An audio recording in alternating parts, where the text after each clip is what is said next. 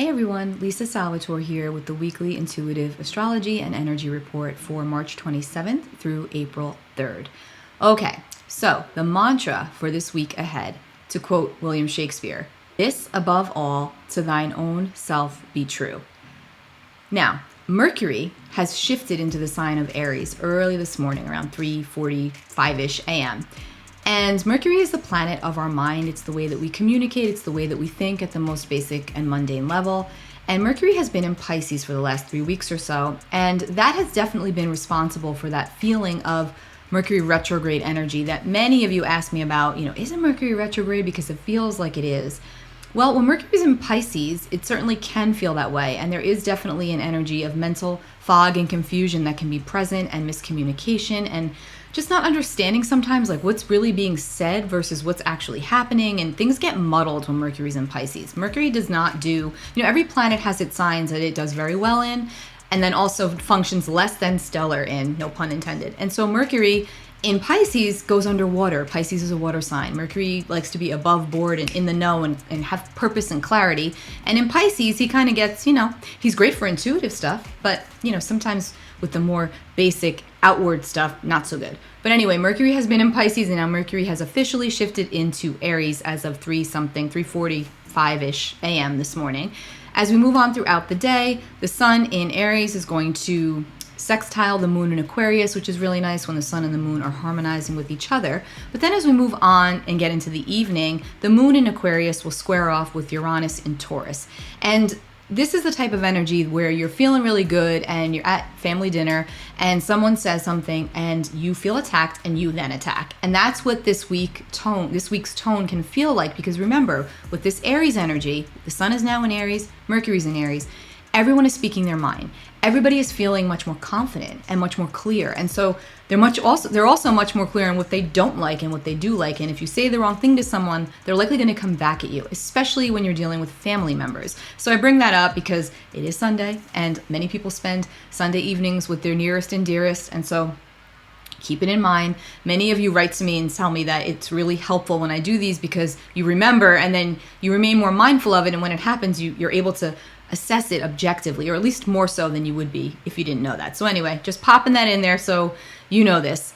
Now, on Monday, there is a lot of activity to start this week off, and I want you to pay really close attention on Monday to what comes up surrounding your future endeavors, your future relationships, your future situation, because the nodes of fate are involved strongly here on this particular day. And I think that we can most definitely receive some form of information and or clarity. Now, it doesn't have to be direct, okay? It could be psychically, but you're likely going to get information or get rerouted somewhere that's fated or where you need to go. So pay very close attention to that. But before we get to that, let's talk about the moon in Aquarius is going to line up with Mars early in the morning. Most of us will be sleeping, hopefully, 1:15 a.m., because that's going to be a charge of energy. So the moon will conjunct Mars, and then the moon will go on and conjunct Venus, and then the moon will go on to conjunct Saturn, and Venus and Saturn are going to meet up by exact conjunction. So this is Aquarian energy that we're dealing with, right? And so when it's Aquarian energy, it gives this element of groundedness to it, because Aquarius likes to do things that make sense, and Aquarius can do things objectively. And this could bode really well for our relationships because we're able to see the bigger picture without getting too emotionally wrapped up, emotionally involved. That's the beauty of Aquarian energy, right? And we also need to be very serious about who and what we are giving our energy and attention to. And like we know, energy goes where attention flows. So we need to be very cognizant of where we're putting our energy, like I said before, who and what we're giving our energy to. Super important at this time. Well, that's always important, but it's even more highlighted this week because we're very, very energetically sensitive this week. Okay, so Neptune in Pisces is going to line up with the North Node in Taurus by a sextile aspect, which is very helpful and very supportive. And then it's going to be trining the South Node in Scorpio, okay? So Neptune is lining up with the nodal axis here, the nodes of fate, as we refer to them, in water, okay? Because Scorpio is a water sign, and Neptune in Pisces. Pisces is a water sign, and Taurus is earth, but it's grounded, right? So this is a really good energy, again, for seeing the future a little bit and getting a glimmer of what's to come. So again, this is probably the day that you want to ask a question to help propel you forward on your journey, and pay very close attention to what's also not only being said, but what also is not being said, because we've got all of this Aquarian energy happening, and then we've got this nice aspect of Neptune to the nodal axis. So this can feel really, really intuitively revealing. Okay, so just be mindful of it. It's here. And also there's a confidence and stability that comes in with this energy, with that Venus and Saturn in Aquarius, that conjunction. So this also carries over into all of our relationships. So there's definitely this feeling of, let's say you're at work and you feel you're deserving of a raise and you've been holding off on asking for it because the energy hasn't been right, which it hasn't, and you've just not been feeling it. This might be the day where you say, you know what, I know I deserve this, and I'm going to go in there and I'm going to state my case. And I'm going to do it calmly, right? Because we've got Aries going on here. We want to do it calmly and clearly. And we're likely going to hopefully receive what it is that we desire. So again, there's this confident energy, this stabilizing energy that's taking place to start the week off. And that's really, really nice. Now, furthering this heightened intuitive awareness, the moon will shift into the sign of Pisces really early Tuesday morning of the 29th. Shortly before 1 a.m., the moon is going to shift into the sensitive waters of Pisces, probably heightening up that dream space, probably heightening up that intuition. And you may even get that message through the dream space. So Tuesday also feels very intuitively tapped in and connected. We can also feel more energetically tired. So if you do find that you're losing some steam, it's not uncommon as the moon is in Pisces. And then later on that evening, the moon is going to sextile Uranus and Taurus. And again, this could be very good for emotional fulfillment, emotional awareness. And any kind of relationship problems or situations could really get solved with a little more compassion and empathy and looking to do things a different way. This is a very supportive energy for that. I think that this week overall is good for our relationships as long as we're willing to remain compassionate and empathetic to one another while speaking our mind. Very important. Then on Wednesday the 30th, that moon in Pisces is going to conjunct both Jupiter and Neptune in Pisces. Now, Jupiter and Neptune are getting closer and closer and closer to an exact alignment on April the 12th. And they are definitely somewhat responsible for this overarching theme of sensitivity that we are all experiencing on many different levels. And for some, this can feel very uncomfortable if you're not normally used to going into that emotional space. You may be feeling a lot more emotional than you have felt in the past, and just know that this is likely the reason why, as Jupiter and Neptune come closer and closer into an exact alignment on April the 12th. But the moon is in Pisces and is going to line up with that Jupiter and Neptune. So I want to stress the psychic awareness, Monday, Tuesday, Wednesday, especially, of where all you need to do is ask your question to the divine, to your loved ones, to your spirit team, whatever it is that you connect to and with. Ask for your guidance, and within reason, of course, right? And then fall asleep or journal, do some automatic writing, and see what you come up with, because this would be the time frame that you would come out with the answers that you seek and that you need. Again, all week long, but really Monday, Tuesday, Wednesday, the energy is heightened for this. Now, I also want to mention, with this energy, people are more tired. They can be more spaced out, I should say. Not even so much physically tired, but emotionally spaced out. So I always throw that caution when we've got this kind of energy. Pay attention, pay extra attention when you're driving, honestly, because it's not uncommon for people to fall asleep behind the wheel these days. And under this kind of an energy, it can happen more frequently than it could not. So just throwing that out there, a little more mindfulness while operating our vehicles is never really a bad thing.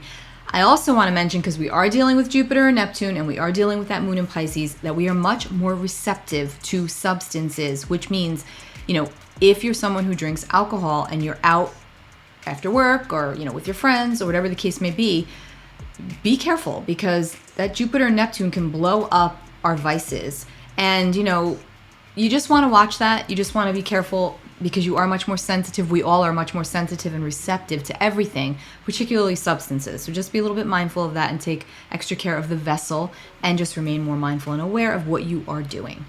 Now, Thursday, the 31st, the energy definitely kicks up, and it can feel a little bit more volatile and a little bit more energized, for better or for worse, as that moon will sextile Pluto, and then the moon will shift into the sign of Aries. And not long after the moon moves into Aries, the moon is going to conjunct Mercury. And then on April 1st, 2:24 a.m. Eastern Standard Time, we will have our first new moon of the astrological new year in the sign of Aries. And I've done a full reading and report on that new moon, which you can grab on my YouTube or my blog. But overall, this is a nice, energetic new moon that does bring us hope and possibility. It's the first new moon of the astrological new year, which is always a great one for setting intentions. It's lined up with Mercury by a supportive aspect. But again, I go into much greater detail about that new moon in my new moon reading. Now, as we get past that new moon, the energy is definitely going to start to increase. The momentum is going to start to increase. That moon in Aries will line up nicely with Venus, which is always very helpful for our relationships. But then the moon will also square off with Pluto, which, for better or worse, that definitely brings intensity and heat into the connections in our lives. That could be a good thing. That could be very healing, can be very cathartic once we go through a crisis, let's just say, that helps us ascend to the next level, right?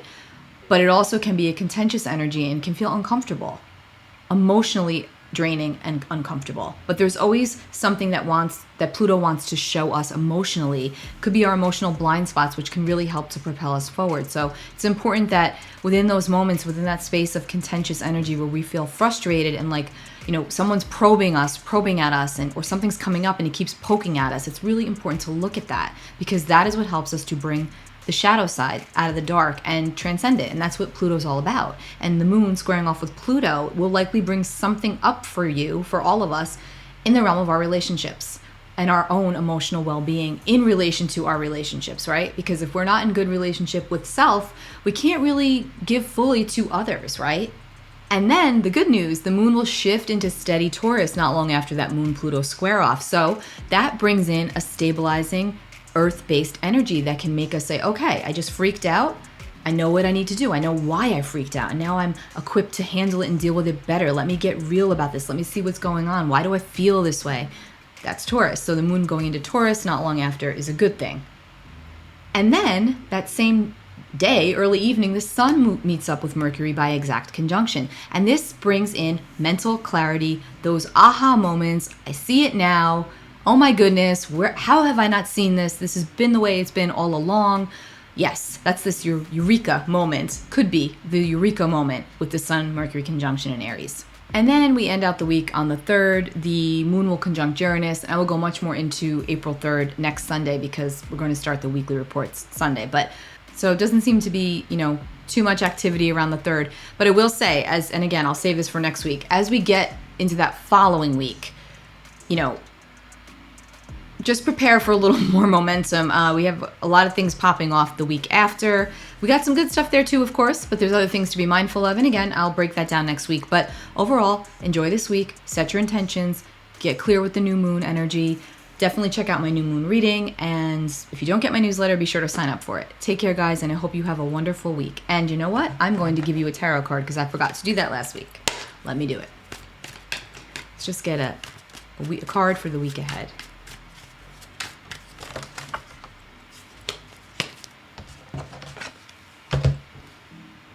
So we got the 5 of Cups. Now, 5s are always about conflict and challenges, right? And I think we can all certainly agree that there's definitely an element of that to the energy, and has been.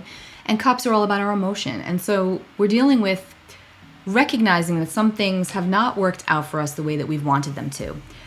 But like the card shows, there's still 2 cups standing upright behind the figure. So it's really important to remember that instead of focusing on what isn't working for you, remember, where energy flows is where attention goes, or where attention goes is where the energy flows. I always flip that around. Here we go, 2 of Cups behind the figure. The 2 cups behind the figure are still standing upright. But this figure is so focused on the 3 cups that are down in front of him that he's not recognizing what he still has standing, the goodness that's still present to him, behind him, because he's so focused on looking at what's gone before him. So it's really important to try to shift, to try to maintain that perspective this week of, okay, maybe that didn't work out for me, but this is feeling really good and this looks really good, and I think I'm going to put my energy here because this seems lucrative. Whatever way that works out for you. And it is Cups, so this is emotion. And we keep talking about emotion. This week is definitely, lots being revealed to us, but it doesn't feel as sensitive as it's felt in the past. It's definitely psychically sensitive. We're picking things up, but it's not as emotionally sensitive, if that makes sense. Like we're not, crying at the drop of a hat, at least not as much as we've been collectively in previous weeks. Hope that makes sense for you. Take really good care of yourselves, and I'll be back with next week's weekly. Bye, guys.